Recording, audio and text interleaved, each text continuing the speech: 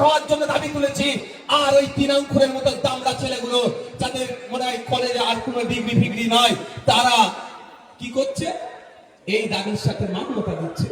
কথা কি বলছে? এই হয়েছে সেই হয়েছে। আমি এখানে একটু চ্যালেঞ্জ করে যাই আপনাদের মাধ্যমে, যারা বেশি কথা বলছে।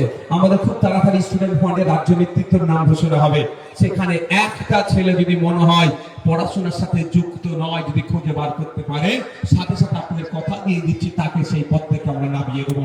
আর এই চ্যালেঞ্জটা আমার টিএমসি বন্ধুদেরকে গ্রহণ করতে হবে। রাজ্য নেতৃত্ব থেকে শুরু করে কলেজের যারা আমাদের রায়গঞ্জ জেলা পরিষদের একমাত্র বিরোধী বিধায়ক দক্ষিণ 24 পরগনা জেলা ভাঙড় থেকে আপনারা পাঠিয়েছেন। আমরা 3-3 হতো 1-2 নম্বর ব্লক থেকে। 1 নম্বর ব্লকে তো নমিনেশন করতে দেয়নি, যাক ওই বিষয়ে আমি আসছি না, আমি আমার এখানে ফিরে আসছি। তো ও বললো কি যে কলেজে চাকরি করে সেও আবার টিএমসিপি করছে, এটা কি করে হয়? সেই চ্যালেঞ্জটা আমি দিলাম। অনেকে অনেক কথা বলছে। এই আপনারা কি আমরা কেউ লুঙ্গি পরে এসেছি না? আমরা যেটা বিজেপি কথা বলে,